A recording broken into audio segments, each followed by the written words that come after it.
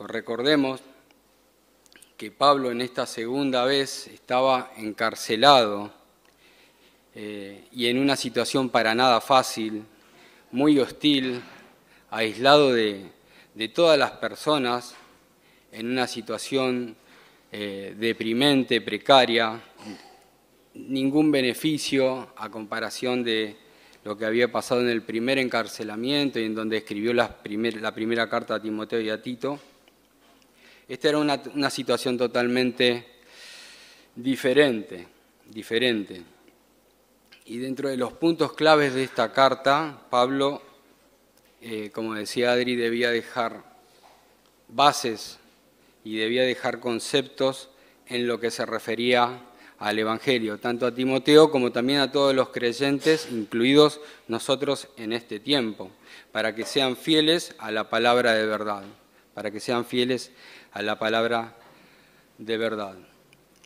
Sí. Pablo se encontraba, como decíamos, encarcelado, muy posiblemente encadenado, lo habían dejado solo, no tenía abrigo y estaba esperando su pronta ejecución. Pero él daba gracias a Dios, como decía Sebi.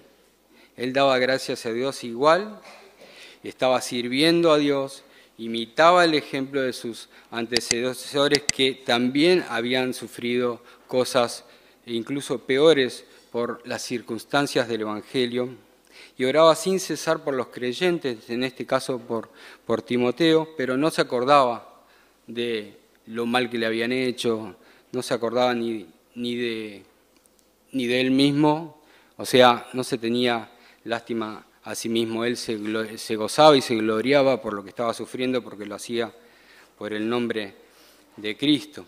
Y deseaba ver a Timoteo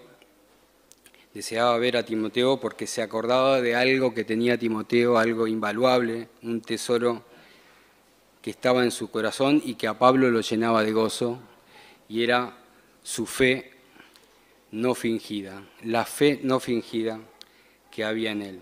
Y esta fe es el ancla, esta fe no fingida es el ancla para todo lo que Pablo le va a recomendar a Timoteo a partir del versículo 6 y el tono que va a utilizar con él, ¿sí? Porque él se acordaba de esto, de que él había mantenido su fe intacta, su fe no fingida. Entonces, con esto en mente, procedamos. Yo voy a leer de mi apunte el pasaje de 2 Timoteo, capítulo 1, versículo 6 al 14. Por lo cual te aconsejo, te recomiendo, dice otra versión, que avives el fuego del don de Dios que está en ti, por la imposición de mis manos. Porque no nos ha dado Dios espíritu de cobardía, sino de poder, de amor y de dominio propio. Por lo tanto, no te avergüences de dar testimonio del Señor, ni de mí, preso suyo, sino participa de las aflicciones por el Evangelio, según el poder de Dios, quien nos salvó y llamó con llamamiento santo, no conforme a nuestras obras, sino según el propósito suyo y la gracia que nos fue dada en Cristo Jesús, antes de los tiempos de los siglos, pero que ahora ha sido manifestada por la aparición de nuestro Salvador Jesucristo, el cual quitó la muerte y sacó a luz la vida y la inmortalidad por el Evangelio, del cual yo fui constituido predicador, apóstol y maestro de los gentiles, por lo cual asimismo padezco, pero no me avergüenzo, porque yo sé a quién he creído, y estoy seguro de que es poderoso para guardar mi depósito para aquel día. Retén la forma de las sanas palabras que de mí oíste, en la fe y amor que es en Cristo Jesús. Guarda el buen depósito por el Espíritu Santo que mora en nosotros. El versículo 6 dice: aviva la llama, que implica la necesidad de estar constantemente avivándolo y encender la llama. encender el fuego constantemente. Es el aspecto voluntario de lo relacionado con los dones espirituales. Ello no implica que Timoteo haya apagado el fuego de ese llamamiento de Dios al ministerio, ni tampoco haya apagado sus dones. No está diciendo esto. De hecho, Pablo no le está diciendo, no lo está retando porque lo haya hecho en forma negativa, sino que muchas veces en momentos complicados y difíciles, si pongámonos en el contexto de Pablo, él estaba en la cárcel, puede flaquear la fe, como aquella palabra que cae en pedregales y cuando vienen las pruebas, esa palabra se ahoga y no da fruto. Bueno, en los creyentes sí puede pasar esto. No nos dice la palabra si a Pablo le habrá pasado en algún momento, pero por algo se lo recomienda. Y le dice que hay momentos difíciles y debes tomar fuerza del llamado que te hicieron, fuerza del don del Espíritu Santo que ahora está en ti. Y dice que avives la llama del don de Dios. Esto puede referirse al Espíritu Santo, puede referirse, pero es mejor ponerlo en el contexto y es muy probable que se refiera a los dones espirituales, a los dones que él necesitaba para cumplir el ministerio. Cada creyente tiene un don espiritual o varios dones, que son sobrenaturales, no son nuestros, no los podemos obtener, ¿sí? Vienen por el Espíritu Santo. Los encontramos en 1 Corintios 12, algunos de ellos. El don de Timoteo había sido reconocido por Pablo y por la iglesia de donde provenía, allí en Listra, ¿no? Lo leemos en 1 Timoteo 4:14. No descuides el don que hay en ti, que te fue dado mediante la profecía, con la imposición de las manos de los presbiterios. Este don espiritual, Timoteo llegó a ser reconocido por los líderes, ¿sí?, de la iglesia local. Pero también, hermanos, el don más grande que hemos recibido es el Espíritu Santo. Es el Espíritu Santo. Y los dones espirituales los da el Dios en sus tres personas para cada uno de nosotros. Pues Dios, dice el versículo 7, pues Dios no nos ha dado espíritu de cobardía. Allí espíritu está en minúscula, la gran mayoría de los manuscritos lo pone en minúscula, pero también en el contexto podemos ver que está implícito el Espíritu Santo. En realidad puede haber una ambigüedad intencionada, porque Dios le da a cada creyente el don más grande, que es el Espíritu Santo, al igual que también da los dones espirituales para el ministerio, ¿sí? Y también ese Espíritu Santo es el que provee esa fuerza, ese poder, ese anhelo enorme para cumplir el ministerio, ¿sí? Para salir a predicar, para compartir con los hermanos, para poder congregarse, en definitiva para poder asemejarse más a Cristo, cumpliendo el ministerio y ejerciendo los dones espirituales. Y esto es lo que le recomendaba Pablo: aviva el fuego del don que hay en ti, ¿sí? Acordémonos, hermanos, que el Espíritu Santo lo podemos entristecer, ¿sí? Lo podemos hacer a un lado, no darle mucha importancia en diferentes circunstancias de nuestra vida cuando nos alejamos. Y eso nos va a llevar, obviamente, a no ser efectivos en el ejercicio de nuestros dones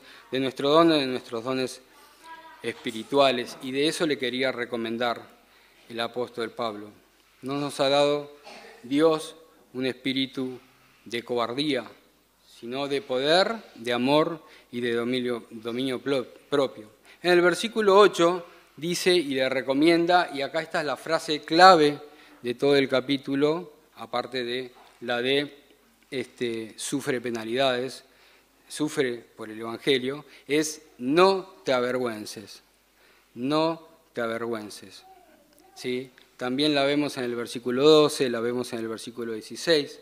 El Señor Jesucristo en Marcos 8:38 dijo: porque el que se avergonzare de mí y de mis palabras de esta generación, en esta generación adulta y pecadora, el Hijo del Hombre se avergonzará también de él cuando venga en la gloria de su Padre con los santos ángeles. Y Pablo, ¿sí?, teniendo esto en cuenta y teniendo esto presente en Romanos 1:16, dice: porque yo no me avergüenzo del Evangelio. Yo no me avergüenzo del Evangelio, porque Cristo dijo: porque aquel que se avergonzare de mí. Bueno, yo no me avergüenzo del Evangelio porque es poder de Dios para salvación a todo aquel que cree, al judío primeramente y también al griego. Acá no está tampoco diciendo el texto que Timoteo se había avergonzado en algún momento. No está diciendo esto, simplemente le está recomendando, lo está aconsejando y exhortando para que no le vaya a suceder. Predicar el Evangelio de Cristo podría ser visto en aquel tiempo por la sociedad, incluso por eso estaba encarcelado Pablo, como un pecado, que ese pecado puede aparejar en la justicia terrenal problemas, ¿sí?, encarcelamientos, injusticias, pero que trae bendiciones celestiales, y eso Pablo lo sabía muy bien. Y Pablo no sufría por ningún pecado que había hecho, sino por llevar el nombre de Cristo y ponerlo bien en alto. Dice: no te avergüences de dar testimonio del Señor, ni tampoco de mí, que por su causa soy prisionero. Pablo exhortó a Timoteo a continuar predicando los sufrimientos de Cristo, pero también a identificarse con Pablo como prisionero espiritual del Evangelio y también prisionero físico del Evangelio, ¿sí? Él, por decisión propia, quería ser un esclavo de Cristo, pero también eso lo llevaba a ser prisionero físicamente por la causa del Evangelio. Vivir el Evangelio y predicar las buenas nuevas pese al costo y a las consecuencias, teniendo la esperanza y con la perspectiva que son solo por un poco de tiempo y que valen la pena más que cualquier cosa. 2 Corintios 4:7 dice: pero tenemos este tesoro en vasos de barro, para que la excelencia del poder de Dios sea de Dios y no de nosotros, que estamos atribulados en todo, mas no angustiados, en apuros, mas no desesperados, perseguidos, mas no desamparados, derribados, mas no destruidos. Versículo 10. Llevando en el cuerpo siempre por todas partes la muerte de Jesús, para que también la vida de Jesús se manifieste en nuestros cuerpos. Por tanto, no desmayemos. Antes, aunque nuestro hombre exterior se va desgastando, el interior, no obstante, se renueva de día en día. Versículo 17. Porque esta breve tribulación momentánea produce en nosotros una cada vez más excelente y eterno peso de gloria, no mirando nosotros las cosas que se ven, sino las que no se ven, pues las cosas que no se ven son temporales, mas las que no se ven son eternas. Pablo lo tenía muy claro: vale la pena más que cualquier cosa sufrir por el Evangelio. También Pablo sigue exhortándolo y le dice: debes soportar los sufrimientos por el Evangelio. Y la interpretación de esta frase no es que es para nuestro mal. Parecería de que sí, porque Pablo parece que termina encarcelado, pero soportar los sufrimientos por vivir una vida acorde al Evangelio y a la altura del perdón y la salvación que hemos tenido en Jesucristo, no es para nuestro mal. Es, como decíamos al principio, la normalidad, es lo habitual que tendría que pasar en un creyente. Los cristianos debemos reconocer que el sufrimiento por causa del Evangelio es algo normal y no debe ser la excepción. Romanos 5:3 dice que la tribulación produce paciencia, y la paciencia prueba, y la prueba esperanza, y la esperanza no avergüenza. Filipenses 1:29 dice, porque a vosotros os es concedido a causa de Cristo no solo que creáis en Él, sino también que padezcáis por Él, teniendo el mismo conflicto que habéis visto en mí y ahora oís en mí. Hermanos, dice Santiago, tened por sumo gozo cuando os halléis en diversas pruebas. El versículo 9 sigue diciendo, pues Dios nos salvó y nos llamó. Pues Dios nos salvó y nos llamó. Acá está argumentando Pablo el por qué es importante este sufrimiento, por qué es primordial entender que mientras estemos en este mundo y decidimos vivir una vida como la que Dios quiere, es necesario sufrir por Cristo, porque Dios nos salvó y nos llamó. Dios nos salvó y nos llamó. ¿Y nos llamó a qué? Nos llamó a una vida santa, a una vida santa. Dios es santo y la voluntad de Dios para con su pueblo es que viva una vida de santidad. La voluntad de Dios siempre es tener para sí un pueblo hecho a su imagen, ¿sí? Que prefiere, que refleje la imagen, su imagen en el mundo. ¿Y cómo se logró esto? Se logró a través de la obra del Señor Jesucristo. Cada creyente que ha creído en Cristo debería reflejar la imagen de Cristo. La obra de Cristo ha restaurado la imagen divina perdida por la desobediencia de Adán y de Eva en el Génesis 3, y la meta de todo creyente debe ser como Cristo. Efesios 1:4 dice que Él nos escogió desde antes de la fundación del mundo, ¿para qué? Para que fuésemos santos y sin manchas delante de Él. Nos llamó a una vida santa, y nos llamó a una vida santa no por nuestras obras, sino por la propia determinación, por su propia determinación y su gracia. No se puede separar la voluntad de Dios y el carácter de Dios. Él ha efectuado la salvación por nosotros. ¿Para qué? Para su propia gloria, ¿sí? Él nos salvó para que el creyente le dé gloria.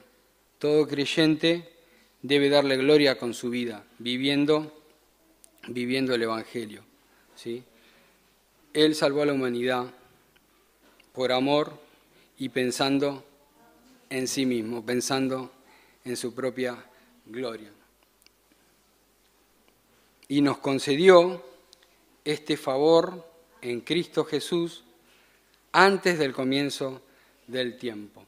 El Evangelio, hermanos, no fue un plan B en el pensamiento de Dios.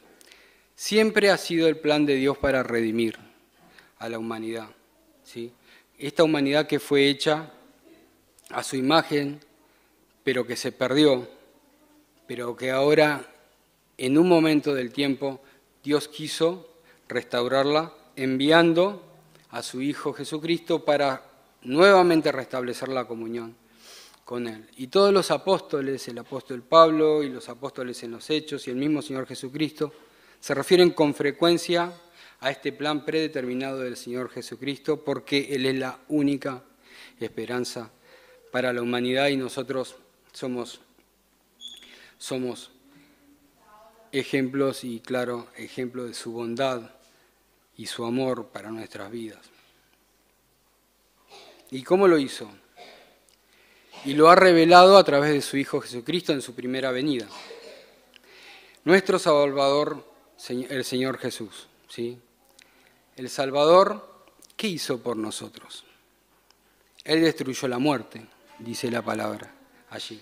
Destruyó la muerte, ¿sí? La muerte que nos tenía separado de Dios, la muerte que nos tenía, que había roto, ¿sí?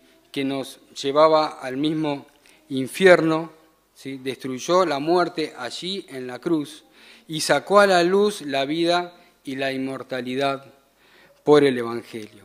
La inmortalidad de los creyentes comienza, ¿cuándo comienza? Comienza en el momento en que un pecador se arrepiente y deposita su fe en el Señor Jesucristo. Dios es la única fuente de inmortalidad y lo da gratuitamente, la inmortalidad la da gratuitamente, qué impresionante, ¿sí? Solo a través de creer en el Señor Jesucristo.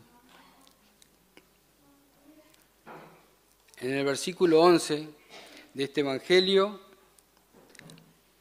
dice el apóstol, de este Evangelio he sido yo designado predicador, apóstol y maestro. Bueno, en este versículo vemos como Pablo, pone en una lista, ¿sí?, 3 de sus características. Él era un predicador. La predicación no es un don, el predicador no es un don espiritual, es una tarea inherente de todo creyente en todo ámbito en donde se desarrolla habitualmente el predicar el Evangelio. Distinto es el don de maestro, es otra cosa.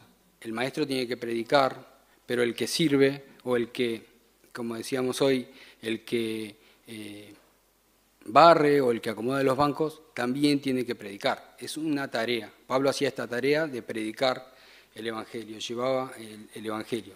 Pero también era el apóstol, era el enviado, ¿sí?, el enviado escogido especialmente, ¿sí?, junto a aquellos 11 discípulos para llevar el Evangelio. Y era maestro, este sí es un don espiritual.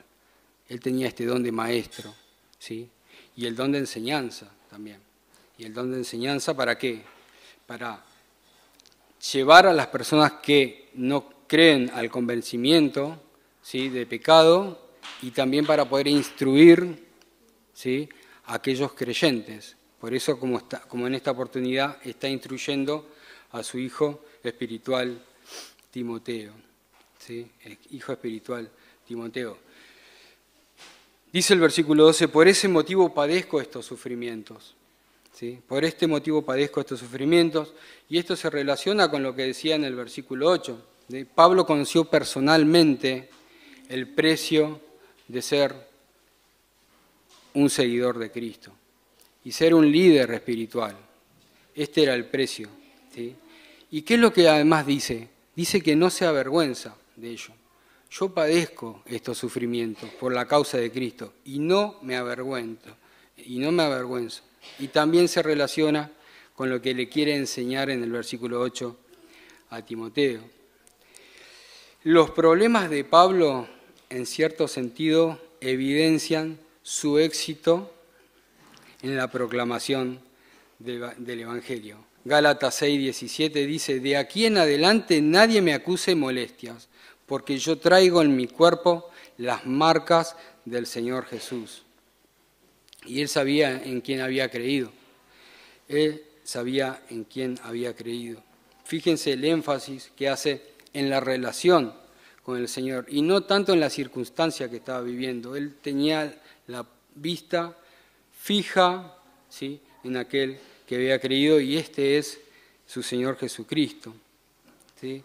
Y este Dios, ¿sí?, es poderoso para guardar, ¿sí? Poderoso es una característica única de Dios, pero no solamente Dios es poderoso, sino que Él está dispuesto a proteger nuestra profesión de fe, nuestro estilo de vida fiel aquí en la tierra. La salvación es iniciada por Dios, es producida por Dios y es consumada por Él. Lo mismo sucede con la vida cristiana. Es producida por Dios, es iniciada por Dios, es producida por Dios y es consumada por Él. Y dice que, ¿qué es lo que guarda a Dios de Él? Su depósito, lo que Pablo le confió a Dios para aquel día. Dios cuida la profesión de la fe de todos los creyentes.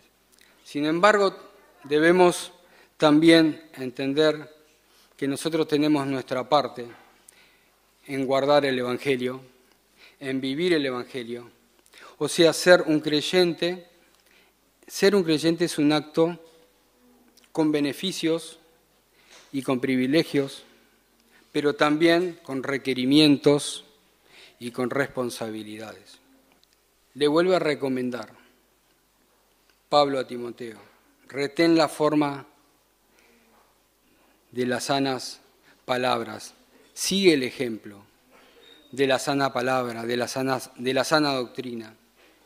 Primero a Timoteo 4:6 dice: si esto enseñas, y le dice a Timoteo, si esto enseñas a los hermanos, serás buen ministro de Jesucristo, nutrido con la palabra de la fe y de la buena doctrina que has seguido. ¿Sí? Retén la sana palabra.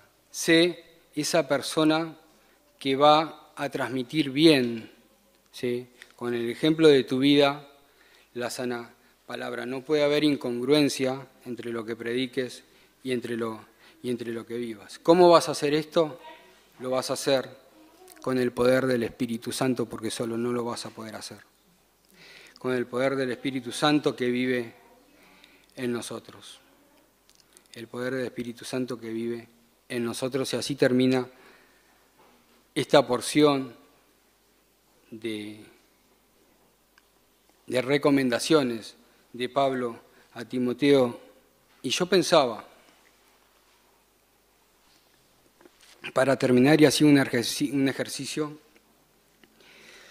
y decía qué fuerte que es esta palabra, porque ¿qué pasaría si yo pongo mi nombre en cada lugar en donde le está hablando a Timoteo? ¿Con qué tono me hablaría Pablo a mí?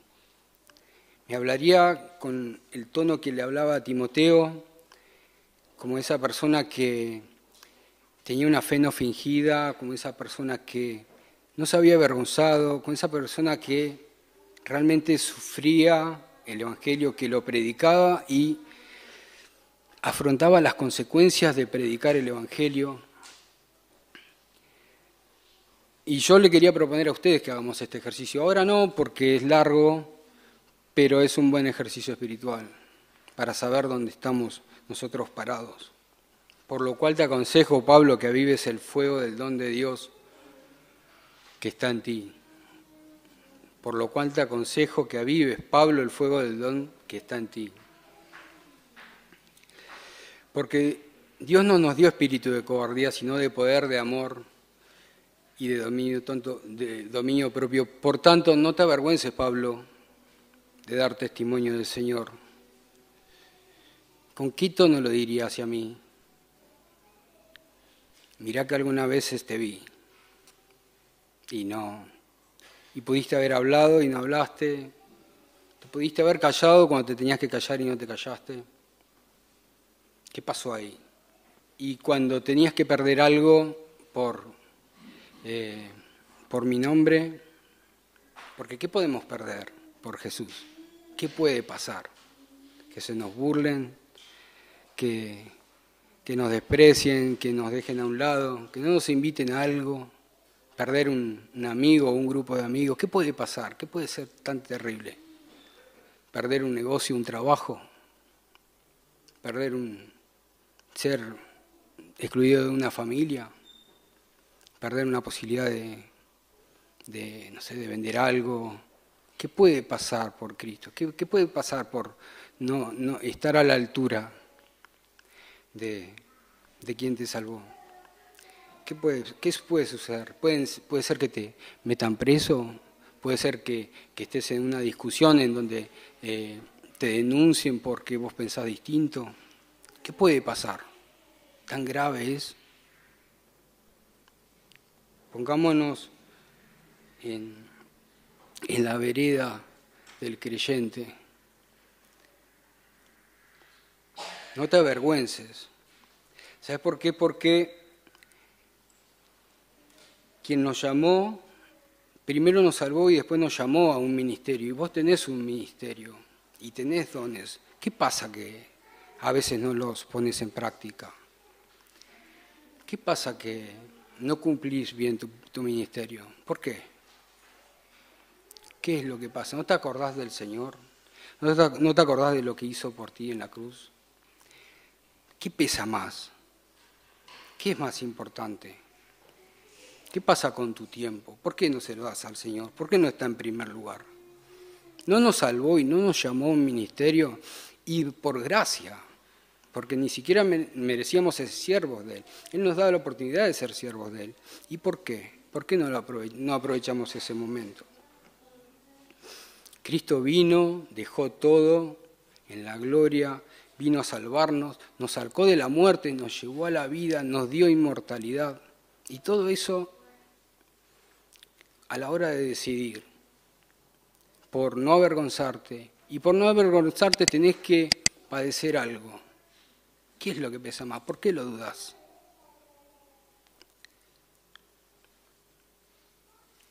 Dice, yo fui constituido predicador, apóstol y maestro, y yo padezco por esto, y yo no me avergüenzo. ¿Por qué a vos te pasa? ¿Por qué te pasa?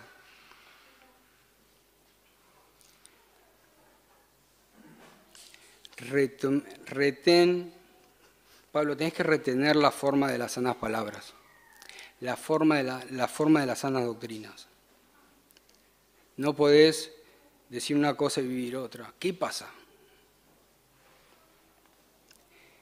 Ese ejercicio espiritual yo lo hacía y es importante para poder quizás volver a comprometernos con el Señor, porque nuestra vida no es siempre hacia arriba. Nuestra vida tiene muchos altibajos, nuestra vida espiritual. Y está bueno ponernos al lado del apóstol Pablo y que nos diga las cosas. Y si somos un muy bien 10, genial, perfecto. Pero no sé si seremos tan así.